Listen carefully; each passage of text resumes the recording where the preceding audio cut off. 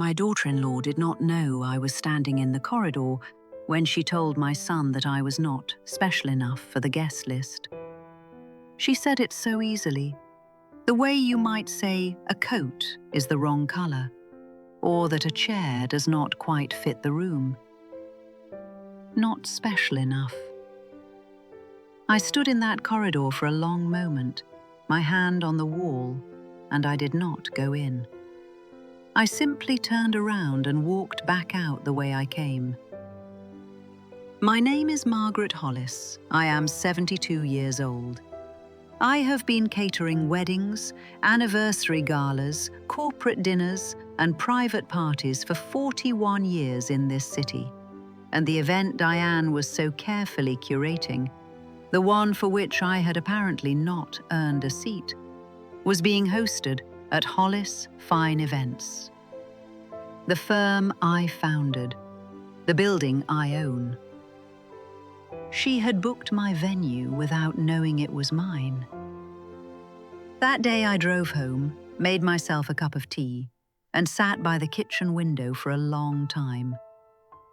I did not cry. I did not call my son.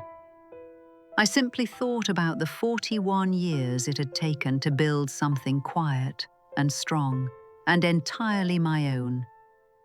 And I thought about what it means when the people closest to you look right through it. I want to tell you how it began. Not the day in the corridor, further back than that.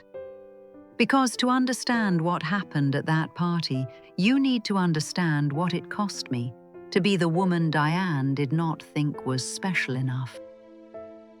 I started Hollis Fine Events when my son Daniel was 4 years old and my husband Jeffrey had just been made redundant from the engineering firm where he had worked for 11 years. We had a mortgage on a house that suddenly felt enormous. We had savings that would last perhaps 7 months, and I had a gift. I have always known how to feed people, not just the mechanics of it, the timing, the quantities, the heat. I mean the deeper thing, knowing what a room needs, what a table says to its guests before a single plate is set, what it means to walk into a space and feel, without knowing why, that someone who loved you prepared it. My mother taught me that. She fed 30 people from a kitchen the size of a wardrobe, and every one of them felt like the guest of honor. I began with small, private dinners, word of mouth in the neighborhood, then a local councillor's retirement lunch, then a wedding for a friend of a friend in a church hall that seated 200. Jeffrey helped in the early years. He drove the van, he lifted the tables, he was there every Saturday, flour on his shirt, never once complaining. He said my food made people feel seen. He said that was rarer than any talent for business. We built it together. For 22 years we built it. And then Jeffrey passed, quietly in the way he did everything. And I kept building, because it was the only thing I knew how to do with grief. The venue came 15 years ago, a converted textile mill on Albion Street, high ceilings, original brickwork, windows that face west so the afternoon light comes in golden and long. I bought it with the business's reserves and a loan I paid off in 6 years. I named it Hollis Fine Events, Jeffrey's surname, my son's surname, a name I wore quietly without needing it on a sign. Daniel grew up around all of it. He helped carry chairs when he was 12. He served canapes at 16 in a borrowed white shirt, taking it very seriously, making me laugh. He knew every room, every corner, every supplier. Or I thought he did. He met Diane 8 years ago. She is not a cruel woman. I want to be careful to say that. She is not malicious.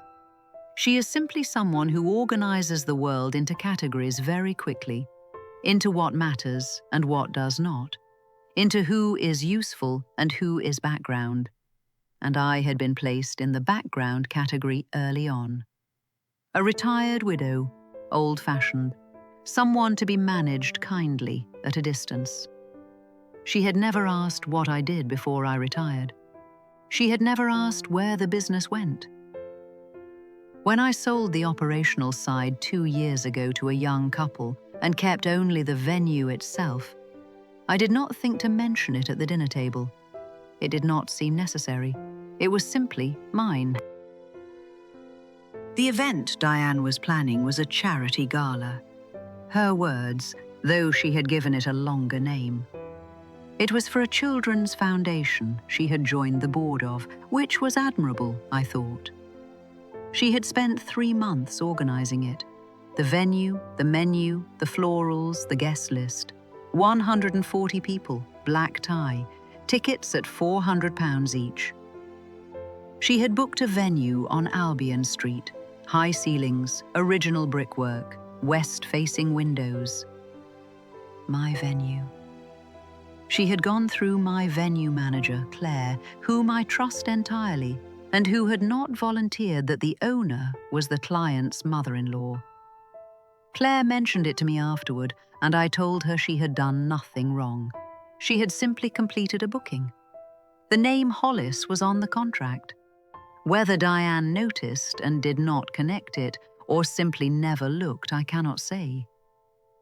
It was 4 weeks before the event when I came to check on a repair to the west gallery ceiling. A Wednesday morning. Daniel and Diane were in the main reception space, reviewing the table plan with Claire. I heard Diane's voice from the corridor and stopped. I do not know why. Some instinct. She was talking about the guest list. She was saying that the table near the kitchen, the one she called the working table, not unkindly, just practically, would seat the catering staff liaison and a few others who did not quite fit the main arrangement. Then Daniel mentioned my name. He said, gently, that perhaps his mother might appreciate a seat at one of the main tables. And Diane said, in the tone of someone explaining something obvious to someone slower than them, Daniel, your mother is a lovely woman, but this is a significant event. The guest list is curated. It is not a family dinner. She does not really fit the profile of the guests we are trying to impress. She is not special enough for this room. Daniel said nothing. I heard a pause, and then he said, "Right, yes, I suppose so." I stood in the corridor. I looked at the brickwork I had pointed myself 20 years ago, wearing old clothes on a Saturday morning while Geoffrey held the ladder.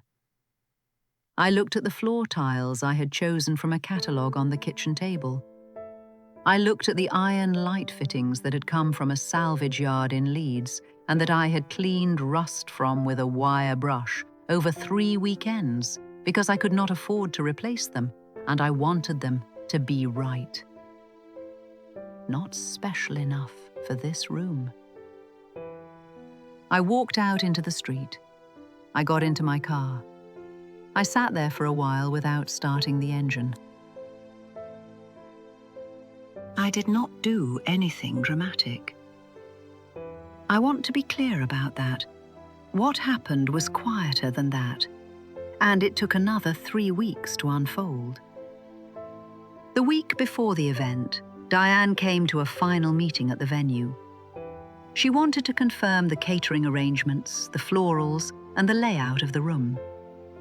I was already there, sitting at the table in the small office near the entrance, going through the maintenance schedule with Claire.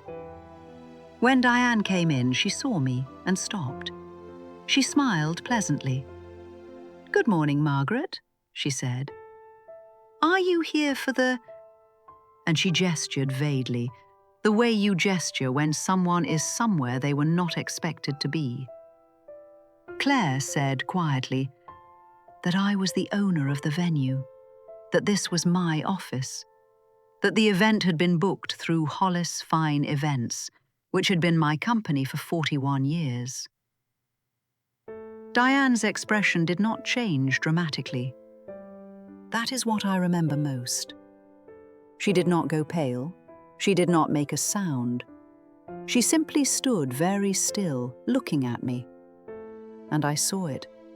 The moment the categories she had arranged so carefully began to rearrange themselves.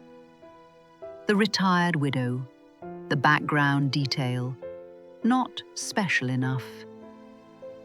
I put down the maintenance schedule. I did not stand up. I did not raise my voice. I said, "Hello, Diane. The West Gallery repair came out very well. The room will look beautiful on Saturday.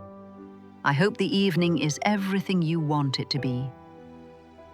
And I went back to the maintenance schedule. That was all. I did not cancel the event. I did not revise the contract. I did not speak to my son.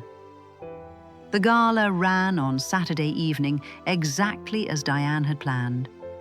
140 people, black tie. The room looked, as I had said it would, beautiful. I was not there. I had not been invited, and I did not arrive. Daniel called me the following morning. Early. He said, "Mum," and then nothing for a moment, and then, "Why didn't you say anything about the venue?" I thought about that question for a moment before I answered. I said, "Because it wasn't about the venue." He was quiet. I said, "Daniel, what your wife said about me, I'm not going to pretend I did not hear it, and I'm not going to pretend it did not hurt. But what hurt was not about a seat at a table. It was about a son who did not say, 'You are wrong about my mother.'" He was quiet for a long time after that. I have thought a great deal since that morning about what it means to be seen. Not celebrated, not admired, simply seen. Acknowledged for what you are, what you have carried, what you built quietly over decades with your hands and your patience and your love. Diane apologized eventually, formally, carefully, the way someone apologizes when they are aware their error has a shape they cannot quite see the edges of. I accepted it graciously. I bear her no ill will. She was doing what people do when they have never been asked to look closely. But I have kept that question my son asked me. Why didn't you say anything? And I have kept my answer. Because the room already knew what I was. Every tile, every iron fitting, every seam of that pointing in the West Gallery brickwork. The room remembered me, even when the people in it did not. And there is something I have come to understand about quiet people. We do not need to announce ourselves. We have already done the work. The work stands in our place. And sometimes, not always, but sometimes, the world arranges itself so that what was quietly built is suddenly, simply, visible. Not loudly, not triumphantly, just visible. The room already knew. If this story reached something in you, please share it with someone who has built quietly and been overlooked. Subscribe to Voices of Quiet Souls for more stories of ordinary lives, deeply lived.